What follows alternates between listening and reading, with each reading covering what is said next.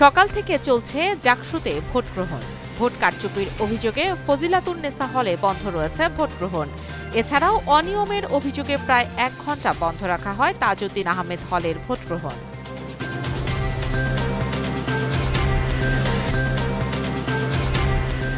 রায়ের বাজারে ৭১-এর মহান মুক্তিযুদ্ধে নিহত হওয়া শহীদদের প্রতি শ্রদ্ধা জানিয়েছে ডাকসু নির্বাচনে শিবির সমর্থিত ঐক্যবদ্ধ শিক্ষার্থী জোটের নেতারা।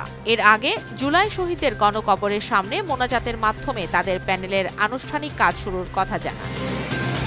সংস্কার প্রক্রিয়ার সাফল্যের ওপরে নির্ভর করবে আগামীর বাংলাদেশের পথরেখা, আর এটি বাস্তবায়নে সকলের সহায়তা প্রয়োজন, জানিয়েছেন জাতীয় ঐক্যমত্য কমিশনের সহসভাপতি ড.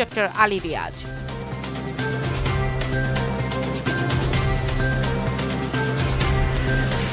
সুষ্ঠু নির্বাচন আয়োজন না হলে অন্তর্বর্তী সরকারের অর্জন বলতে কিছুই থাকবে না, এমন মন্তব্য করেছেন বিএনপির স্থায়ী কমিটির সদস্য সালাউদ্দিন আহমদ। রাজধানীর সিরডাব মিলনায়তনে আয়োজিত এক গোলটেবিল বৈঠকে এ মন্তব্য করেন তিনি।